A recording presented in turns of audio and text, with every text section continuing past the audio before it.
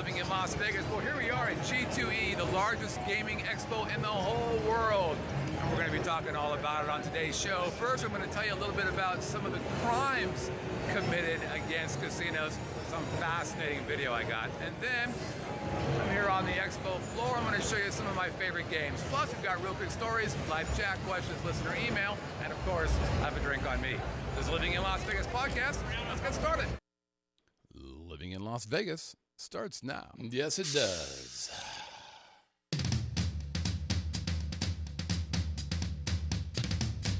You can hear it or you can't? You're killing me. Ladies and gentlemen, boys and girls, welcome from Las Vegas, Nevada.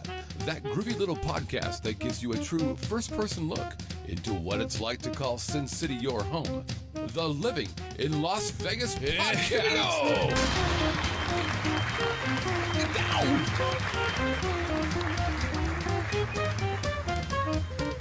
And now your host, a man who clearly needs some kind of introduction, otherwise you wouldn't know who he was. Sing it with us, Scott. Mr. Scott Whitney.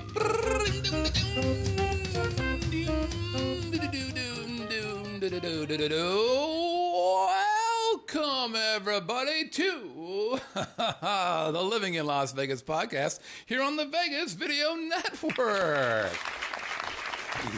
Yeah. Nice. And by the way, let me be the first to congratulate you because you're watching or listening to the longest running podcast about Las Vegas that actually originates from Vegas, which means we're not only going to cover what it's like to live here. No, we're going to talk about our adventures on the Strip, downtown, Fremont Street, other cool places here in the Valley. And by the way, if you're a visitor, you're a tourist, you dig this here city of ours, well, guess what? This show's like your own secret handshake to all things cool and groovy. Hey, we're live every Tuesday night, 7 o'clock p.m. Pacific time at VegasVideoNetwork.com/live, VegasVideoNetwork.com/live. Come on over. Get yourself on the live chat. We've got great people here showing up an hour before the show so they can talk amongst themselves. We've got people in Las Vegas and Henderson. We've got several folks from California, New York, Florida, Texas, Oregon, lots of folks from Arizona, lots of folks from Canada, believe it or not, Wisconsin, hell, they're everywhere. And part of the great thing about being in the live chat is not just being a part of the show and contributing to the show. There's more to it. We record this show starting at 7, but we start streaming before 7, so you've got some pre-show that just the live chat gets to be a part of. And here's the other part. When we finish the show, we stream for probably another half hour, post-show, after-show, and that's the Vegas Video Network 2.0. That's the dark stuff. That's the triple X stuff. So come on over and enjoy a little chat joy as well. Hey, I'm your host, Scott Whitney. Konnichiwa, buenas noches. How you doing, hot stuff? I am the owner of this here Vegas Video Network. So on behalf of the show, thanks for watching. Behalf of all the other shows, thanks for watching as well. These glasses, by the way, as you can see, I'm wearing some pretty fancy, sparkly, glowy. How does that look? Let me just tell you, from this side looking out, it feels like I'm having a stroke. I want to thank the good people over at Cool Glow Novelties. They saw me walking by. We got to chatting at the G2E, and they said, would you like these glasses? And I said, I would love those glasses. I'll never wear them again because I'm sure it's causing heart palpitations or something. So they're coming off now, but thanks, everybody. Okay. Also, we want to say hello. We got some new people in the live chat. We've got Island Dave. Oh, look at that. Droopy. That's sad. Island Dave, Island Steve, from Illinois. He found us a few weeks ago, is moving to Henderson, loves the show. I asked him, you're from Illinois, or you're in Illinois. You're called Island Steve. What's the deal? He's actually English and Irish, and that's where the island part comes from. Also, we've got a new chat, Window Shopper, but Window Shopper clearly is also a marketing manager for MGM, doesn't want anybody to know who he is or what he's all about, so he's giving us no information. That's okay, though. We know where he lives.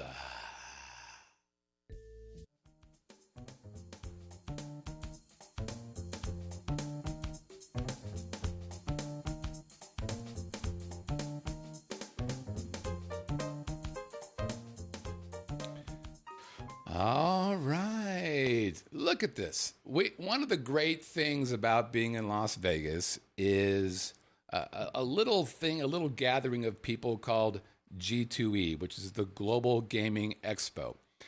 When you see all those games on a casino, all the people who create those games, and there are hundreds of companies that do them, some big ones, and we'll talk about them in a second, but also smaller companies, and all those guys come up from around the world to Las Vegas about this time every year to show their wares. And it's a big deal. It's a big deal for big companies. It's a big deal for small companies. As a matter of fact, if you guys remember Ocean's 13, the new version of Ocean's 13, actually, there is only a new version of Ocean's 13. Remember the part where the guy's trying to sell his game at a convention? Well, that was basically G2E. So that stuff happens. It's pretty groovy. I got a chance. I've actually worked at G2E a few times from a video perspective, but this time I got a press pass and wanted to spend time just kind of seeing what was going on. So I spent 2 days there. And the first day, Monday, which was before the expo where you could walk around the floor, they had some seminars. And I am fascinated with people who think it's a good idea to commit crimes against casinos. It just it amazes me people have the balls to do that.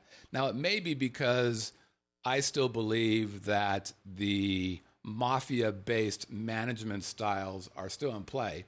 Clearly, they're not. But Nevada is really serious about people who rip off casinos. So I just can't imagine anybody doing that. So I went to a couple sessions, conferences, or sessions beforehand, before the actual exhibition. And the first one was called Scams, Cheats, and Blacklists: Current Fraud and Casino Crimes. Now, this was hosted by Deputy Chief James Taylor with the Nevada Gaming Control Board. So the Gaming Control Board are basically the casino police. They have unbelievable power. They can shut casinos down. They can shut games down. It's a pretty impressive reach they have. And James, Deputy Chief James, is also in charge of the Black Book. The Black Book is a list of players who are banned from every casino in Nevada. So this is the guy who adds people to the Black Book, and he mentioned a couple people who he added within the last year during his session. But what was kind of cool is he brought both photos and pictures of bad guys. So we've talked about this previously on the show. One of the biggest fraudulent things that happened that cost the largest fine was against Venetian. There was a player named Mr. Yee who had $120 million of documented losses at Nevada casinos between 2005 and 2007. He wired $75 million to casinos. Come to find out, he was a bad guy. And ill-gotten gains is how that money was found. And that's a problem for casinos. And so what they ended up doing is the Venetian ended up paying $47 million in fines because they allowed this guy to play at their casinos. Understandably, they're much more uptight about that kind of thing. Here's a picture, by the way, of, good Lord, of some of the money found in Mr. Yee's house. This is just one of the photos. I don't know. What is that about? I don't even know how much that was. I forget what they said. But it's probably, 8 feet wide, 8 feet deep, probably 4 feet tall, and $100 stacks. They showed other pictures of this guy with money in his walls. Like, they tore down the walls, and there was money packed inside there. It was insane. So these are the kind of guys that Deputy Taylor is focused about. He went on and said, it's not just outside people who are trying to rip off the casino. Not surprisingly, internal people do this as well, even the folks that you wouldn't expect it. So the director of MIS, now this guy can't be making little money. He's a director of MIS at a major casino. This guy thought it would be a good idea. His name's Brian Combs. He was arrested for having 41 test cards. So he'd create these reward cards, 41 of them, and he had 36 Tito's ticket in, ticket out receipts on him when he got arrested. So what he was doing, this I think proves to you that you don't have to be smart to be a crook. He created names like I'm a Zebra and D-Test. The reason why this guy got caught was a marketing manager went in there one day and just was checking to see who was playing and what was going on, and they discovered the player I'm a Zebra and said, that sounds wrong. Anyways, this guy, Brian, ended up creating $238,000 of suspected loss. But the problem was it was difficult to prove on this gentleman. So they ended up popping him for what was in essence kind of a misdemeanor deal of like $1,300 or $1,800. So you could tell the deputy chief was really unhappy about that. I was expecting more of gangs, outside people trying to play. And one of the most difficult to deal with and the most effective is something like this, where you've got dealers, in this case, James Cooper and Mark Branco. And so those two were dealers. This is a craps game. And the players is Anthony Granito and Jeffrey Martin. They're players. And what they were doing is something that's super difficult to catch on surveillance. Normally you call out when bets are made. And what they were doing, but you can't hear it. You can't hear that in the surveillance video. So you can't tell if they're doing what they're supposed to do. So they were basically post-betting. You know, the roll would go out. The roll would be whatever it is. And then these two bad guys would say, yeah, we bet that. And the two players would do that. And then the dealers, James and Mark, would pay him. This went on and on and on and on and on. And it's one of those things where, you know, this deputy said the same thing, that even though we caught him, it's super difficult to prove it. So they had him, they had video, but again, the video wasn't really decisive because they couldn't hear what was being done. So they had to sweat these guys. And in the beginning, none of these guys would turn. They just were like, I don't know what you're talking about. We would never do something like that. But eventually Cooper, who is, let me bring his picture back. So Cooper is one of the dealers. He turned on him. And as a result, Martin, Branco, and Cooper are sentenced to 4 to 5 years, or 4 to 10 years in Nevada State Prison, and over $1 million in restitution. Now, Cooper cooperated.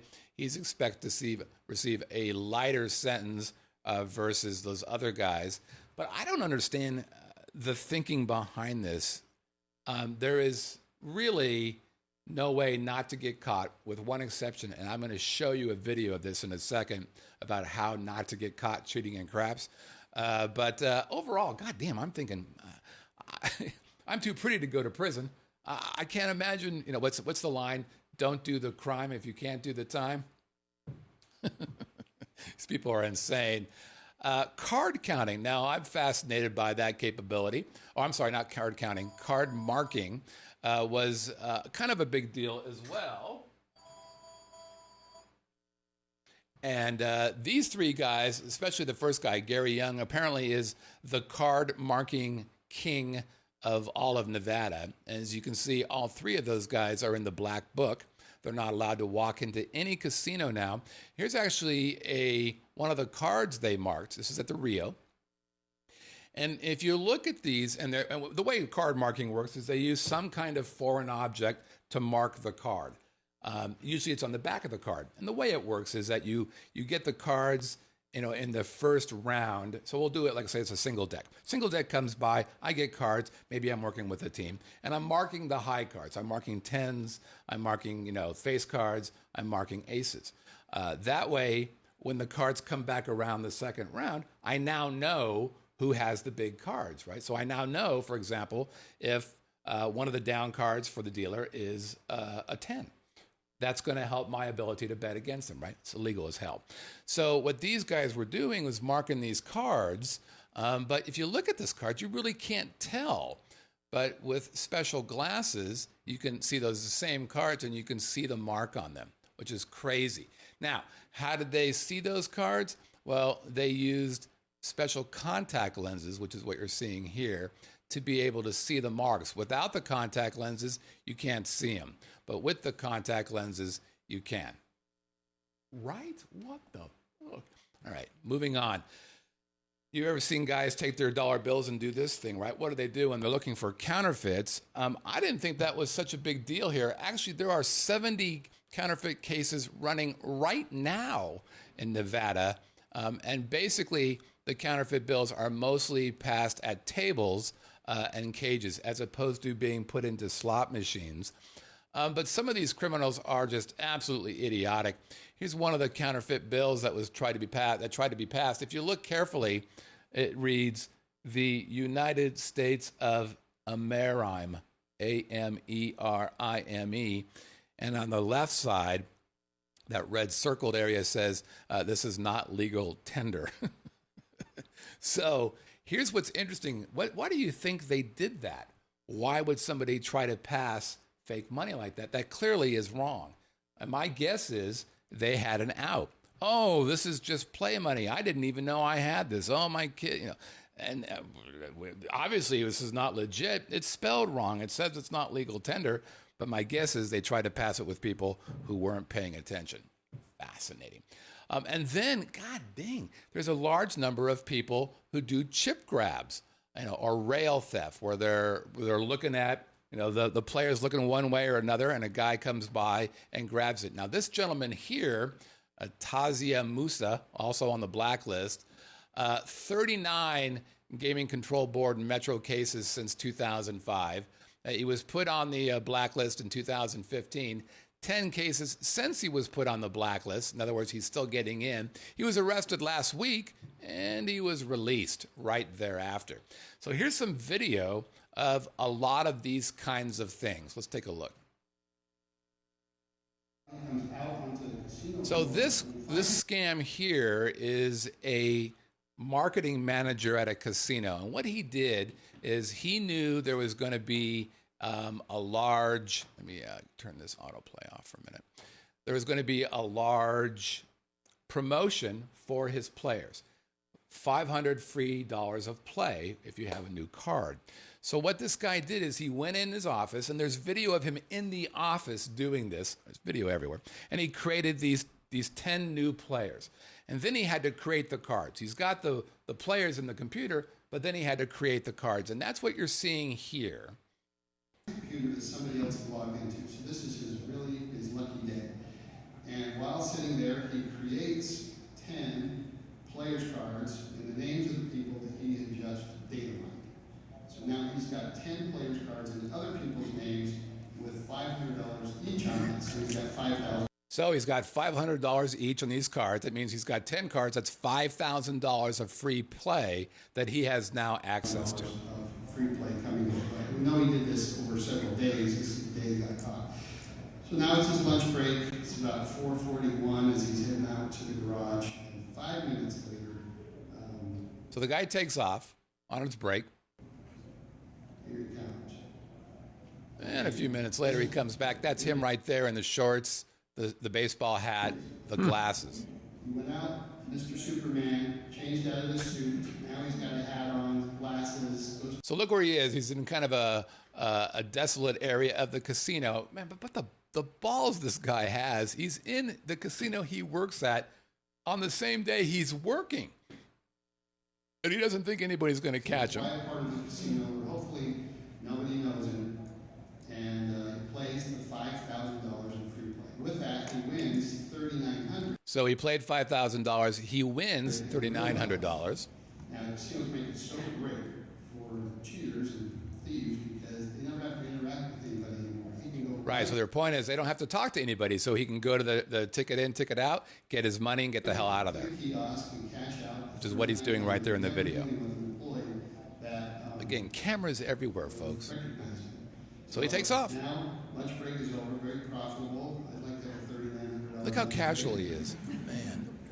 Now it's 4:59. It's so weird to see people like that. See him coming in. There he is. His suit's back on. Like I said, I know we did it over a period of time. We caught him once, and there was 3 days of video that we could charge him. Crazy, right? Okay.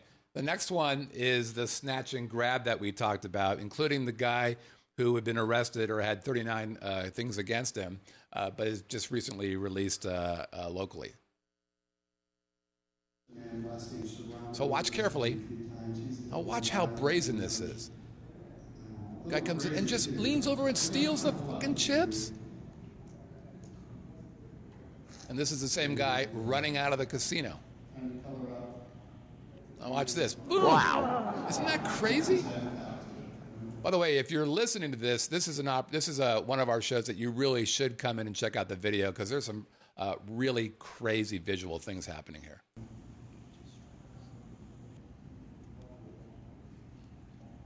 I might even miss this. Watch this one. So the guy's playing craps.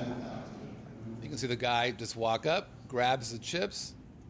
Now the guy sees it. The player sees it, points at him, and then goes after him. Chases after him. Here's another one. Now watch this. The guy in the white t-shirt, black guy in the white t-shirt, waits for the player to be talking to the waitress. He grabs a rail of chips and just takes off. Yeah. So Musa does, well, there's the 6,000, so 6 yellows. There's another example. Same guy. What is wrong with that game? No dealer on Now look at it. Here's another angle. The dealer is sitting right there. The guy just walks over, grabs a bunch of chips out of her bucket, and then gone. Former dealer, I should say.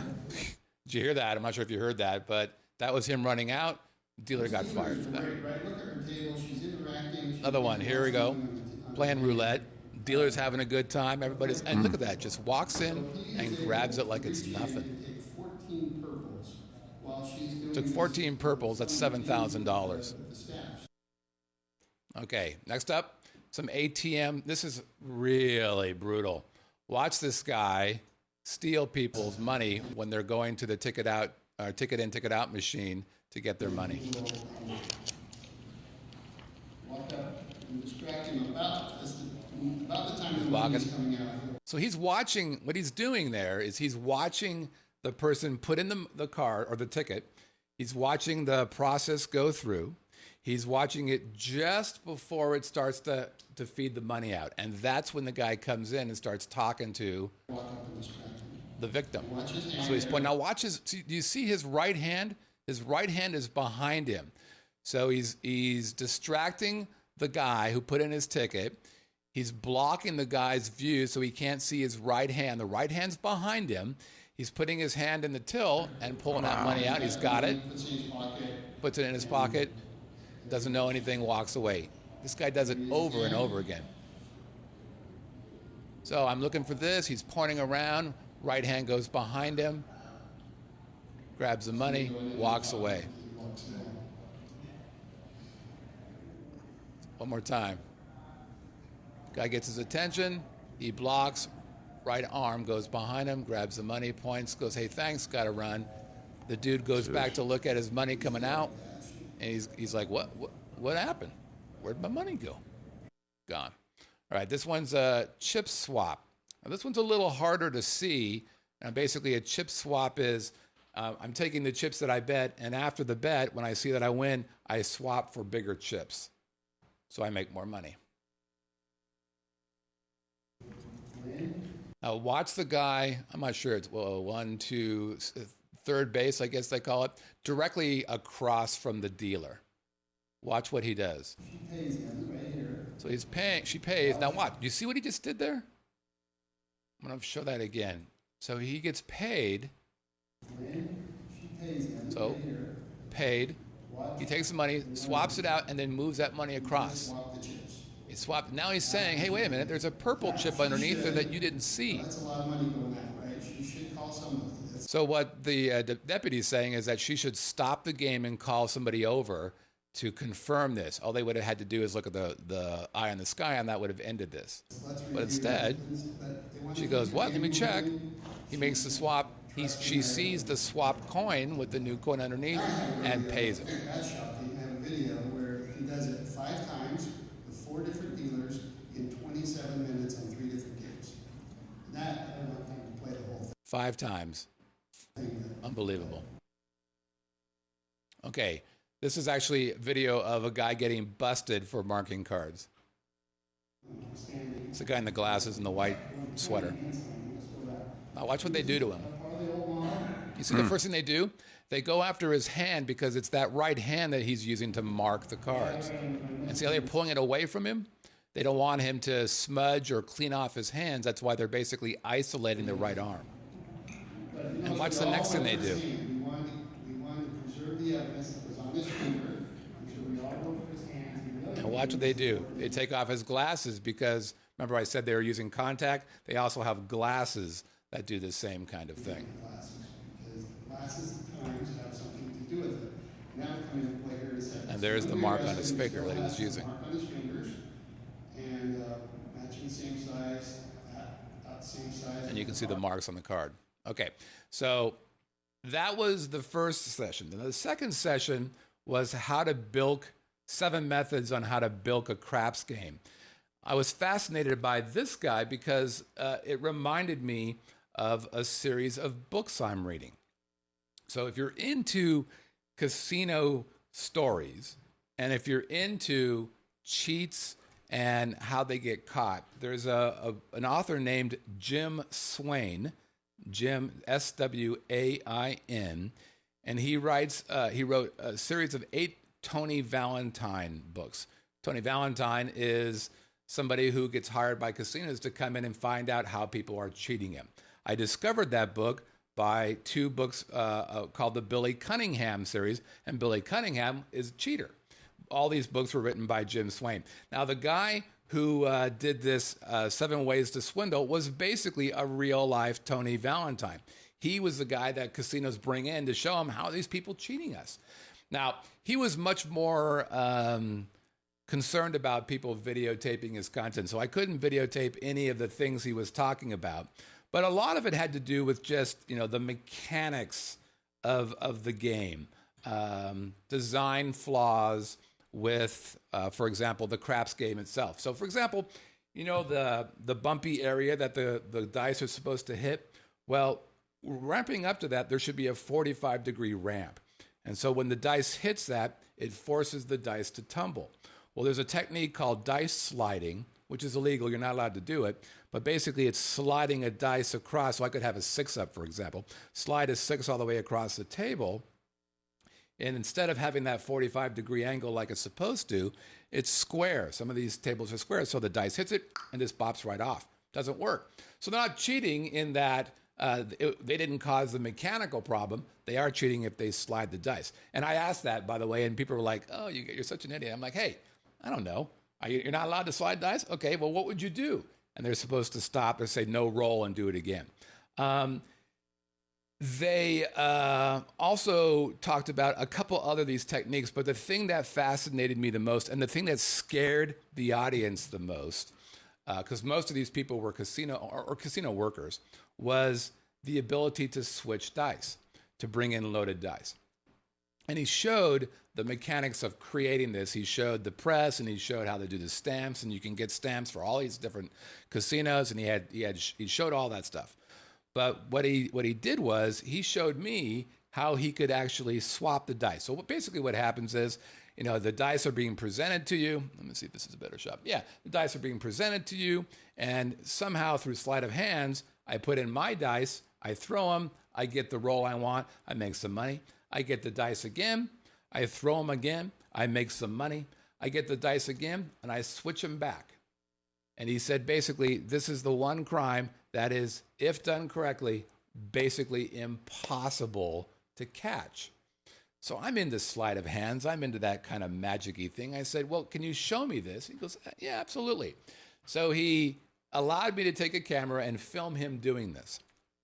I was about this far away from him. So I'm closer than anybody ever would be at watching him do this. And he had 2 dice that were red and 2 dice that were green. So you could easily see the switch, otherwise you would never know. Here is this guy doing this switch. And I had him do it 4 or 5 times. Watch this, it's unbelievable. Good job, man. And most people are this high. Yeah.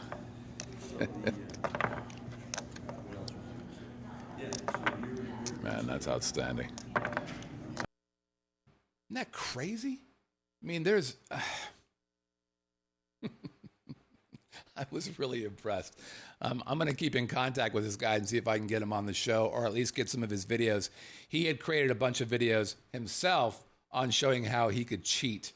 And man, it was really cool. He was a lot of fun to watch. Okay, so understand how to cheat the casinos, and then I wanted to see, okay, let's get to the games here a little bit. So again, G2E is the big boy for all the games. They have other gaming conferences all around the world, but G2E in Las Vegas is the big one. So I had a chance to just hang out on the floor. Now, it was interesting. Normally when you go to a conference, like if you go to CES, you're allowed to, well, I'm not sure if you're allowed to, but you'll see people with cameras all over the place taking pictures and doing all that stuff. For G2E, man, they were very strict on photography. So when I got my press pass, they said, look, you cannot go on the floor and shoot video. You must have an escort to do that. So I did. I got an escort, and we headed off to IGT first. Now, I've worked at IGT. I've done some video stuff for them. I live stream for those guys. So I figured this would be easy enough. And they had to ask a couple questions. They were a little concerned about, who I was and what I was doing, which is fine. But here is, just to give you an idea how big this thing is, the opening video is in front of the IGT booth. This booth had, get this, 400 games installed.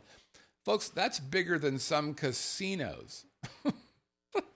So I had done a big panoramic shot of this of the booth. That didn't come out.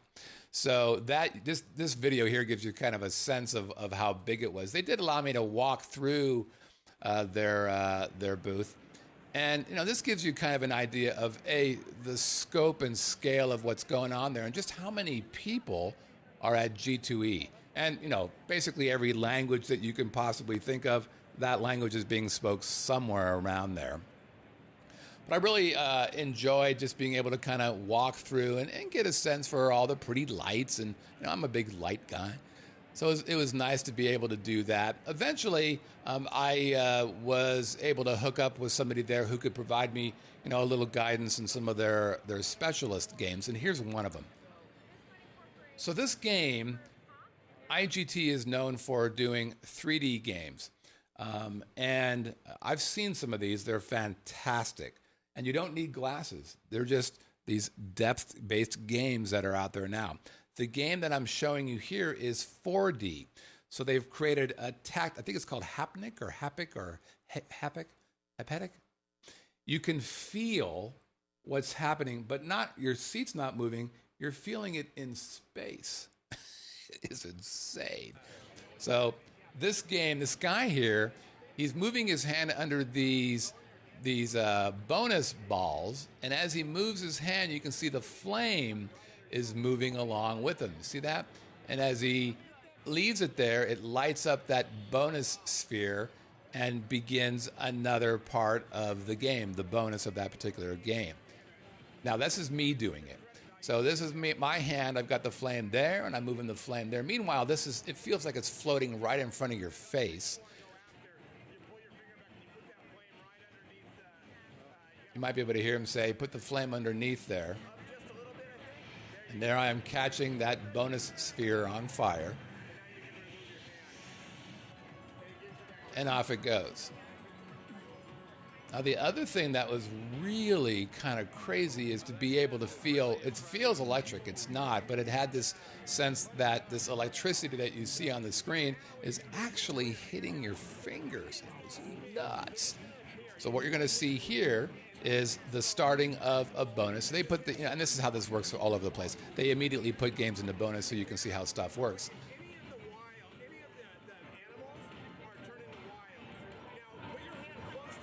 So watch, as I come up, you see how it starts to, there's like lightning bolt away from me, and as I pull my hand away, watch. Now I go to the second game. So this is a 10 game, I think it is 10 game bonus. So it gives me some points, it plays for a while. Now I'm going to do this again, and this time you'll actually see the electricity moving from my hand. You see how it's moving from my hand as I move it? And I'm feeling this vibration while this is going on. I have never seen anything like this before. It's so leading edge. Now this one here, this is more of a clever thing to do from a marketing perspective. I'm not sure that the players are going to get a lot out of it, but it's really smart. I don't know if you notice, but see how that whole bank of games are blinking and glowing at the same time? I'm going to back this up again so you can see that. What's happening is one person won, but they want to get everybody aware that one person won on this bank of games. So they're able to synchronize every game up there. Very good about drawing attention to it. I just wanted to show that Hoff, I don't know who Hoff's agent is, but we all ought to call him because Hoff is all over the games, not just at IGT, by the way. He's everywhere. And this is something that I've seen a lot. I'm beginning to see in the casinos, and this is an example of this. This is a 13-foot Wheel of Fortune game. 13 feet. And this is another example of those doubles as well. Now look at this. Virtual reality. So you can see the guy is grabbing arrows from a quiver and shooting there. Now, they were pretty hush-hush about how they're going to implement this kind of technology. But these are one of the first guys that did skill-based stuff. Obviously, they're doing the 4D stuff. And this virtual reality, that's not really surprising, I'd say, but the only guys I saw that do this. Then also, this is a pretty clever idea. This is the idea of Baccarat, a single dealer or a roulette, and instead of one player being able to deal to, say, 5 folks, you have these banks of terminals that are in a stadium situation where it's not 5 people, but it can be 50 people. As a matter of fact, the Palazzo has this installed, and if there's not 50 of those little terminals for one player, I'd be shocked. And it was super busy at the Palazzo when I saw this. But what you can see here is while the person is dealing, there's a video camera showing her dealing on your terminal. If you're easily intimidated by this kind of game, like, roulette is kind of weird and like craps is kind of weird, this allows you to learn at your pace without having to piss off other people, say, at the table. Okay, next we went over to Konami, and they had a really cool thing going on there. Probably my second favorite thing I saw. Nice look at the booth. Look at this. Now, I forget this thing. Remember at the D upstairs, what is it called? Derby, something Derby, the horses that run around, and it's a mechanical horses that run around. Live chat, remind me of what that thing's called. So that was done, decades ago. What you're going to see now is the 21st century of that game. So this huge game, they call it, what do they call it? Fortune Cup. So it's a combination of the mechanical horses, but you don't see the tracks. It's all on grass, what looks like grass.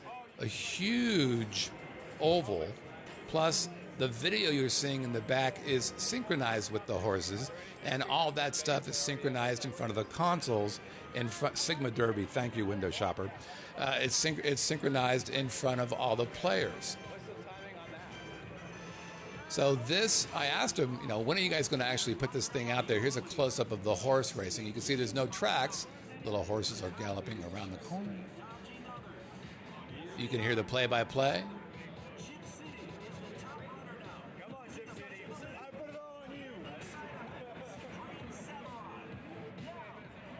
Pretty cool.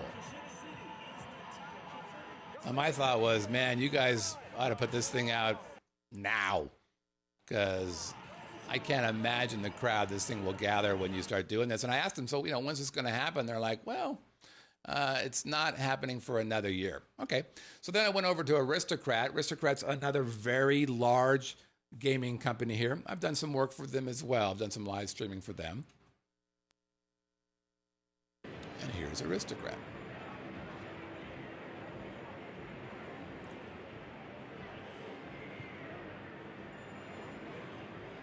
Nice large size booth.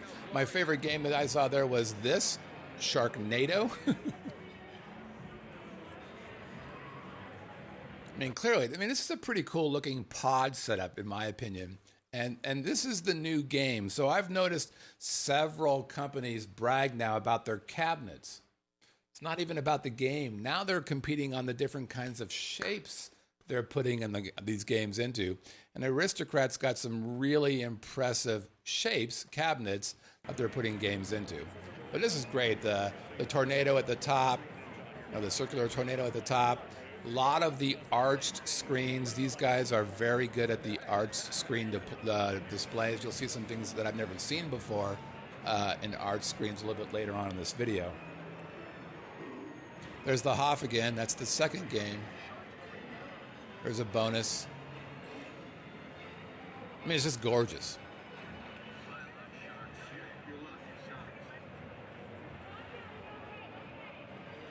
Then next up, now this is an example of they're also going tall. So this is the new Tim McGraw game. You know, if you can see that, but Tim McGraw signed that one.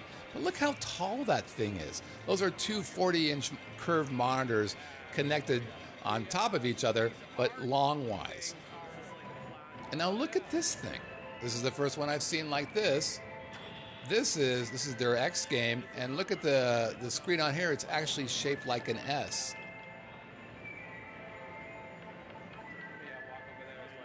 Very cool looking, especially for that particular game. And you can see me moving my hand down the back, outlining the S shape. Pretty slick. They were pushing this game really hard. My cousin Vinny, big screen display at the back of the booth. And again, I mean, gorgeous looking video. They're doing what a lot of folks now are doing.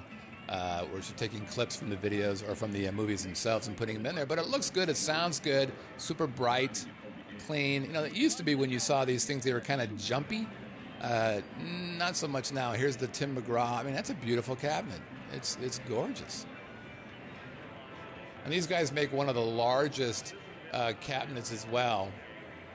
I'll skip ahead here. They've got Downton Abbey. I want to show this one here. Look how big this thing is. So there's the Hoff again. He's killing it. Another version of Sharknado. But I'm sitting down at the game, and I'm just going to look. I'm going to pan the camera up. Look how big this thing is. It just keeps going and going and going. So I asked the guy there, I'm like, hey, what's weird about this is these super wide games take up more real estate than the thinner games, the regular games. Are they making up the revenue? In other words, if I have 2 games in this space, I'm getting 2 games worth of revenue. But if I put 1 game in this space, I'm only getting 1 game worth of revenue, aren't I? Or aren't I? And I asked him that, and he's like, well, what's happening is they're taking these large games like that, and they're putting them as end caps. So where there would be no game before, now they're taking that game, and they're pointing that big, giant thing into the aisles. So as people are walking by, they see this 13-foot game, double wide game, they're like, my God, that's the Hoff. I got to play. And hopefully it draws them in. So he's arguing that they basically are drawing them into games where games otherwise wouldn't be. Pops is asking a quick question. What about server-based slots where one cabinet can play lots of games? Yeah, so server-based is actually a very big deal. IGT is huge into this. The idea of a server-based slot is you have a server that then can program slot machines 1 to thousands at the same time. So, for example, if Van Halen is coming into a casino, they could actually program a clip of Van Halen inside the game so that they could be pitching tickets. Or they could change it from, I don't know, Wheel of Fortune to, Red Hot Sevens or whatever.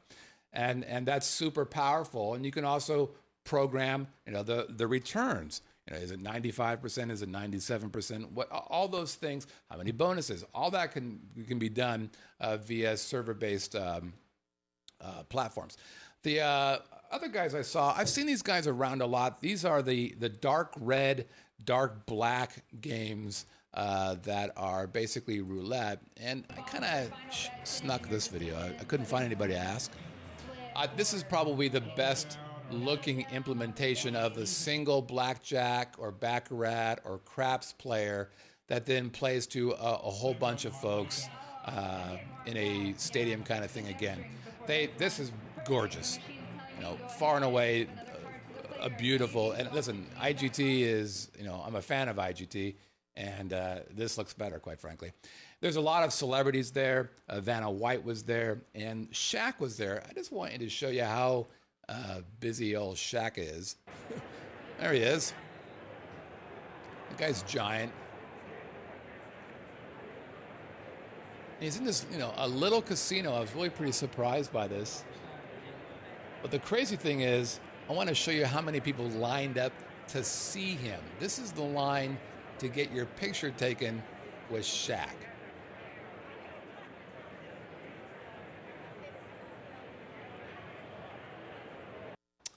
Pretty interesting. All right, that's it. That was the checkout of all IGT. It was really a lot of fun. I'll definitely do it again.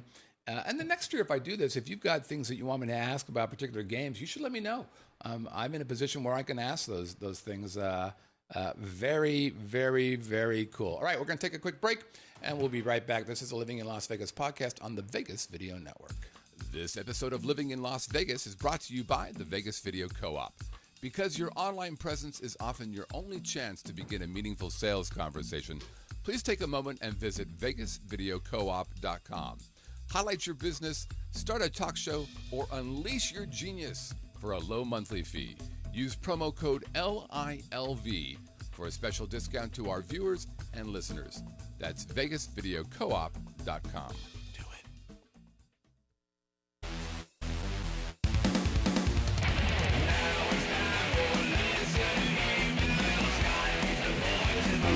Again.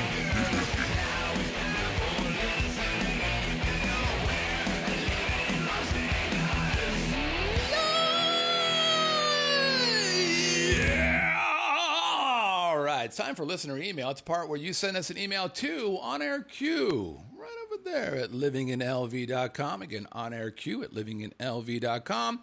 We get those questions, and we promise to answer. Today we got a question from Greg Tapscott, and who's in the live chat, by the way. And Greg writes, "Hey, Scott, I have been to Las Vegas 13 times since the millennium of 1999. I'm heading out there this Saturday for 2 different events. Now, is it just me, or does it seem like the drink service at sports books gets skimpier with the passing time? I remember years ago where you didn't even need to display a ticket to redeem a drink. Now, the norm seems to be $200 bet just for one $5 drink, exception being horse betting. First of all, a $5 drink in this casino, good luck with that. The Bellagio has always been my go-to for free drinks and an array of eye candy, but was crestfallen, and that word is not used enough, as they also have cracked down on the frequency and criteria needed to get free libations. Thanks, Greg. Well, that's funny. So Scott Pritchard, who has done a couple of shows on the network, friend of ours, he's not a big drinker, but he mentioned that to me several years ago, that the sports book are cracking down. But the truth of the matter is casinos are cracking down across the board. As, for example, on, who was it? Was it Monte Carlo? I forget who it was. There are, on bars, the way it used to be is you'd sit down, you put your $20 in, you start playing, and you'd immediately get a free drink. It doesn't work that way anymore. So now what they do, this is MGM Properties, shocking.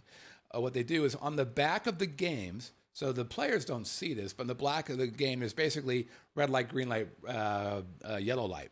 And basically, you put the money in, and it's a red light. And if it sees that you're playing max bet, so if it's a quarter game, it's a $1.25 a game, then what happens is, whoop, you get a green light. The bartender sees the green light and says, hey, would you like a drink? But if you don't play max bet, guess what? You don't get a green light, and you're not offered the drink. It's just that simple. Yeah, so, I'm afraid that the casinos, again, have continued to lose their cool about this stuff. Wouldn't it be fascinating to actually have these guys explain to us what their margins are on this? It's a little sad. And, the people in the casinos are like, it's okay. They're going to keep coming back. I would say probably every couple weeks I get an email or a tweet or a Facebook message from people saying, these guys keep doing this, and we're out. I think we mentioned this last week. The Perrys are a perfect example of that. Alan and Aaron, they used to come here 4 times a year. Those are the kind of people we want to come. They're having fun. They're going to shows. They're eating. They're drinking. And they're gambling. They're exactly what Las Vegas wants. I don't want somebody coming here for 3.5 days every 2 years. I want somebody who comes 4 times a year. How great would that be? This year they're coming twice. Why? Well, they decided that there was something of greater value for the money. So this, in their case, they happen to be going to Mexico. But that's my point. Las Vegas isn't the only game in town. We must be smart about what we do. And Alan's in the live chat. He says, we want to continue to love Las Vegas. But it's interesting that he even said that. We want to continue to love Las Vegas. Well, that's great. I mean, I think that's terrific. And, Vegas should be going after folks like Alan and Aaron and doing whatever they can to get them to come back. But I fear that it's not the same way. So the live chat is really getting into this. So Chet is saying, something is missing from Las Vegas. Maui for Dave, Vegas is not what it was even 5 years ago. It's getting worse and worse. And there is no question this is happening. The question is there any way to separate yourself from other casinos that are behaving that way? Which is hard work, because if you're, MGM, I think it's got 30%, 39% of all the casinos on the Strip, and Caesars Entertainment's the other. They basically have about the same number of properties on the Strip. So together they have, 60, 70% of all the properties. If those two companies do something, everybody's going to think all casinos do it because they get the majority of the business. But what if Wynn says we're not going to do that? Or what if Sands says we're not going to do that? It's going to be harder for them to break away. And by the way, it's very much like what Southwest does. Southwest says we don't charge for baggage, and that's a big deal for them. But they have a giant megaphone. They're probably the number one carrier in the world, or at least in the U.S. So when they say that, when they behave that way, it works. But if you're a single casino among 28 casinos that are charging for parking, charging for valet, charging for resort fee, and it just keeps adding, charging for drinks, I think it's going to be hard, and it's just going to continue to put downward pressure on other properties to get their shit together. So yeah, we're going to miss you, Alan. All right, RQS, real quick stories. Again, thanks to everybody who sends in those intro videos. If you want to do that, I would love for you to do that. Just take your camera and put it in a landscape mode like this. And you can say something like, hey, I'm Dave from Effingham, Illinois, and you're watching the Living in Las Vegas podcast on the Vegas Video Network. You can say anything you want. You can say something funny, something pithy, something clever, something intelligent. Any of those things would be lovely. Okay, I got a couple other things that I keep wanting to do in RQS, but we're going to blow by this to get to a couple chat questions and then get over to have a drink on me. So, couple chat questions. Jimmy wants to know, what's the difference between the Las Vegas Sun and the Review-Journal newspapers? Well, politically, they're very different. Well, first of all, you have to understand the Sun is embedded in the Review-Journal. It used to be a standalone paper. It couldn't survive on its own.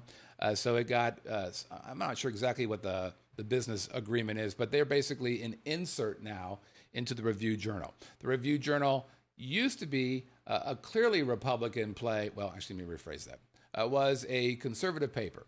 It has now been bought by Sheldon Adelson, who owns the Venetian. Basically, he owns the Sands, and a $1 billion guy. And so it is clear that the editorial content of the Review-Journal has shifted to be supportive of Adelson. Case in point, the arena for the Raiders, or the stadium, I should say, for the Raiders. In the beginning, I don't think the Review-Journal was all that big about it. They're probably even neutral about it. Now, they're absolutely big about it, and actually we're asked to ask any politician they talk to whether they supported it or not, whether the politician supported the Coliseum or not, the stadium or not. That's a problem. And the Sun is a liberal paper, basically. So the play there was they kind of fought against each other. But the Review Journal is basically the parent, and the way things are now, the Sun is like the child. Although the Sun, I think, got a Pulitzer Prize for some reporting they did, so it's kind of cool. Brian wants to know, are there any political issues specific to the residence or city proper that will be addressed during the third presidential debate on October 19th in Las Vegas, or will it be just another free-for-all? Well, I can tell you, Brian, that there are people who are absolutely trying to dictate the types of questions that get answered. I know some of those people. And they have folks lobbying their asses off to ask questions that are specific to the issues of Las Vegas, Clark County, and Nevada at large.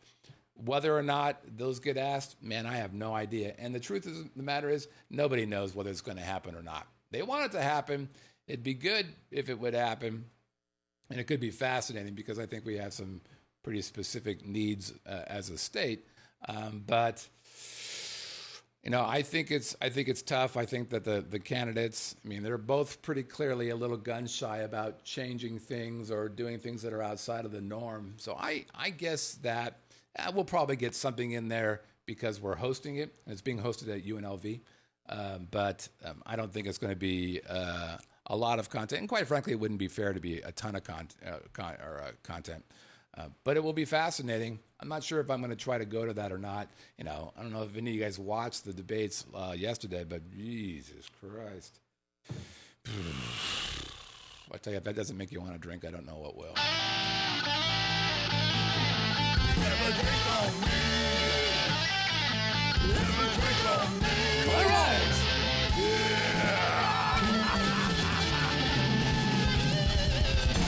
All right, it's time for Have a Drink on Me. It's part of the show where I show you a picture of a bar or a speakeasy or a pub or a lounge, and you get to guess what that lounge or speakeasy or pub actually was. And then you're going to send the email of your guess to have a drink at VegasVideoNetwork.com. Again, have a drink at VegasVideoNetwork.com. And if you do send in a correct answer and you do get selected, you can win some pretty groovy stuff. Is that right? It is. Tell them, Pops. Let me tell you what you can win this week. This week's Lucky Haddam winner can choose any one of 3 amazing Scott Whitney guitar CDs. Christmas Acoustic 1, Christmas Acoustic 2, or Jazzathon. Proudly displayed here by Bob, undisputed king of the Video Haddam entry. Or you can choose the comfortable and stylish Vegas Video Network visor like these lucky winners.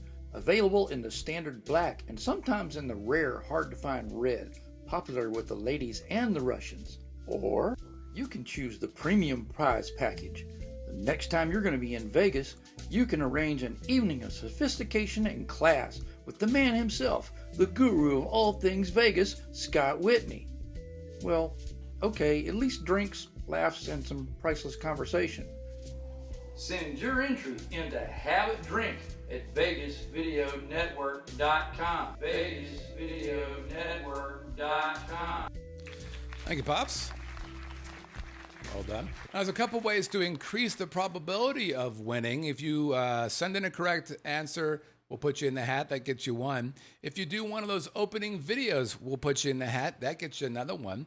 If you're in the live chat, when you provide us a correct answer via email, we'll give you another one. If you show a picture or a video of the Christmas Acoustic or Jazzathon, quite frankly, if you just send in a video for Have a Drink on Me, we're going to give you another opportunity. So it's possible to get 3 or 4, even 5 entries for one Haddam pull. Now, other cool things that happen, of course, and that is if you do win, and I hope you do win because I've always liked you. If you do win and you select the visor, the Vegas Video Network visor, magical things will happen for you.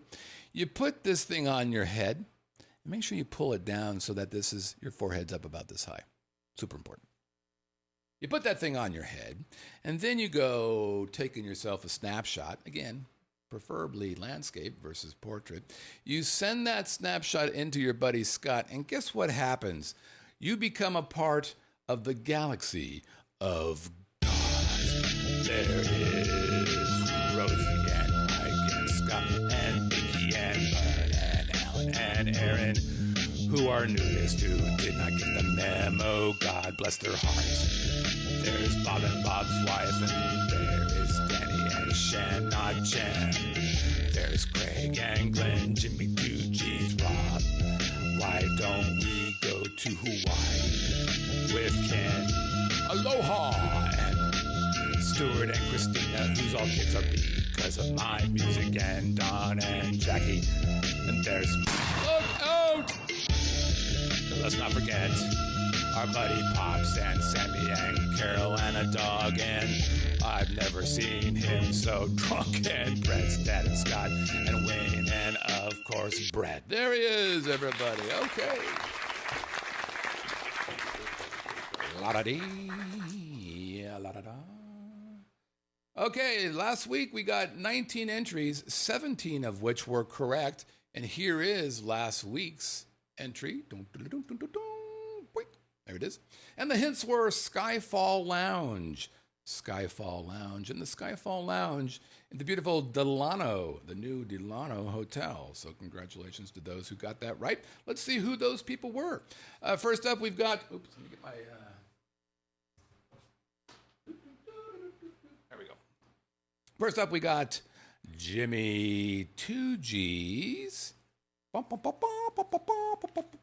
He was not the first correct answer, by the way. Actually, he was not the first answer. He was the first correct answer. He was number 2. So Jimmy gets 1 for the correct answer. Jimmy gets 1 for being the first correct answer. And Jimmy gets 1 for being in the live chat. See there? A triple bogey. Actually, bogey is probably not the right word. A triple Lutz. Next up, we've got Monica Fagan, 1 for the correct answer. And she goes by Binky in the live chat. She happens to be in the live chat. Chicago, hello. Next up, we've got Brian M. Brian, I believe Brian's in the live chat. Brian, is that you, my brother? Brian M. Yep, that's him. 1 for the correct answer. 1 for being in the live chat. Next up, we've got Gary Romberg, Mr. Testy, 1 for the correct answer. Next, we've got Erin Perry from Prescott, Arizona. Erin, by the way, is the gal who makes these cool 3D cards. Look at this.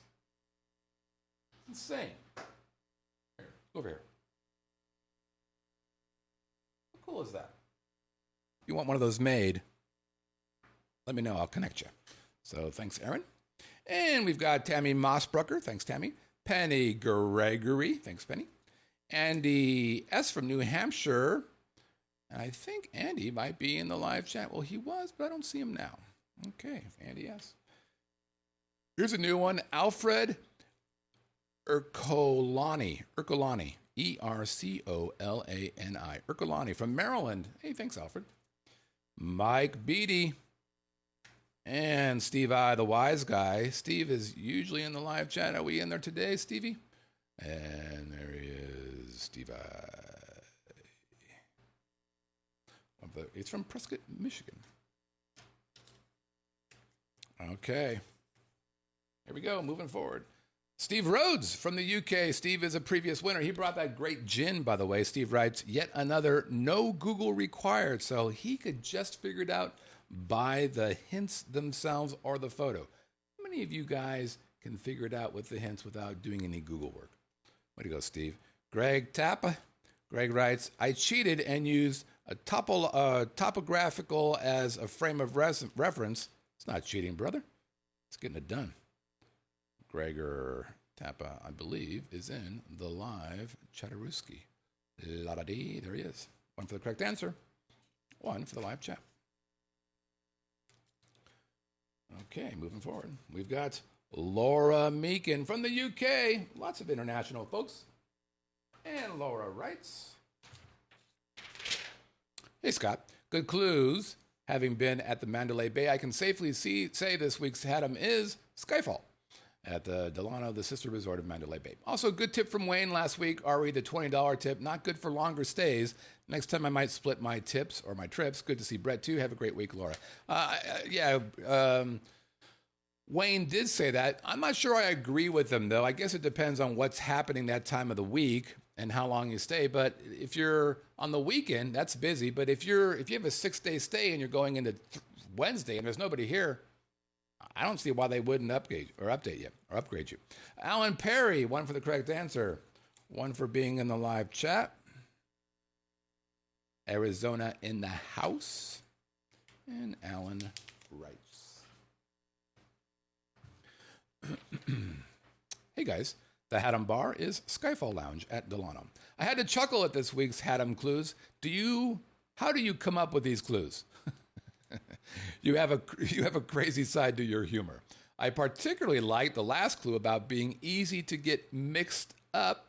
Brilliant, Scott. Thank you, Alan. Keep up the crazy ass clues. It makes Haddam so much fun to play each week. Alan Perry at Prescott, Arizona. Thank you, Alan. Alan is a big supporter. He's a good man, Charlie Brown. How do I come up with those, by the way? About 10 minutes before the show. That's how I come up with them. Like, oh shit, I got to get a Haddam. Okay, next up, we've got Brett Barnes, 1 for the correct answer. And Brent writes.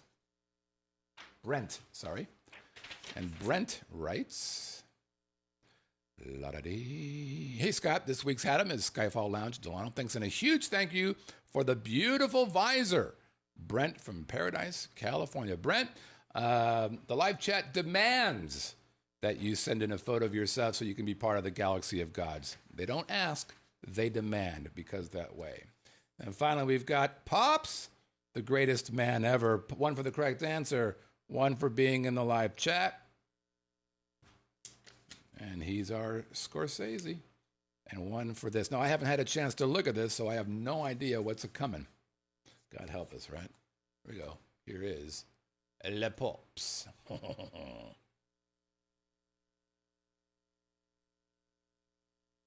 I think I'm just about out of new ideas for Haddam videos.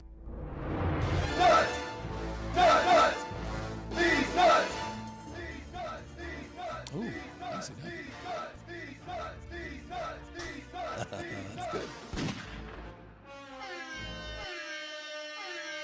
Think on your nuts. Hey kids, every time I think I'm just about out of new ideas for Haddam videos, Scott lobs up an easy one like that for me to take a swat at. This contest has gotten a lot harder to win now that there's more contestants every week and more people with multiple entries.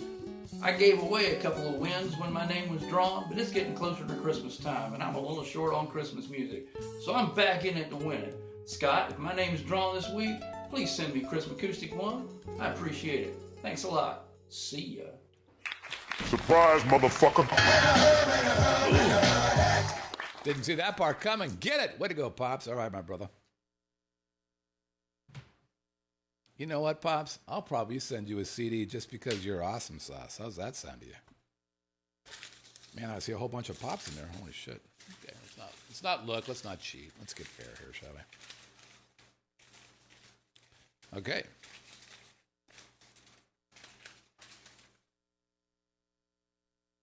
All right, we have us a winner. Let's see what we got. Ladies and gentlemen, this is clearly all about artistic capabilities. Our winner, Aaron Perry.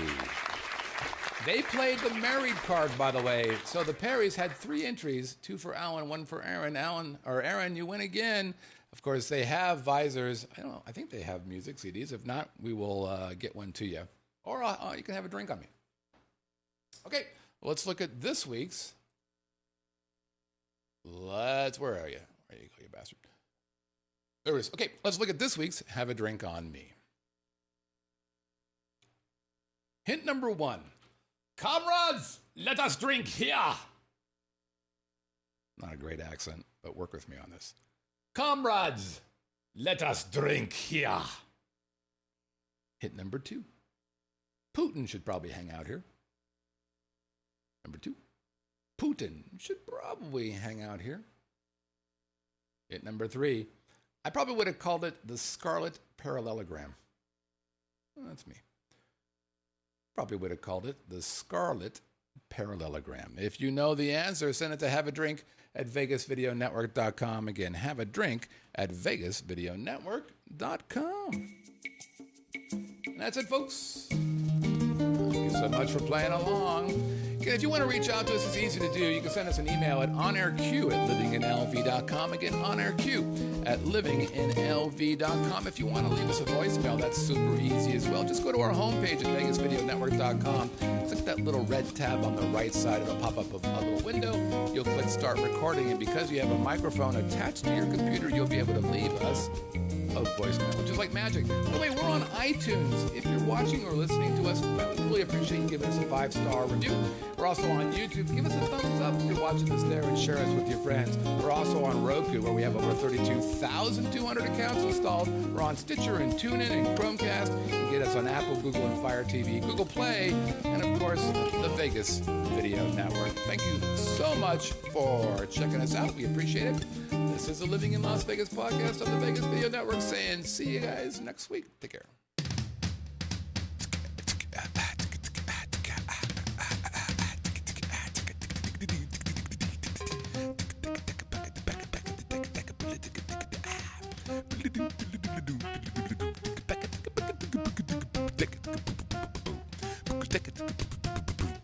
Take it.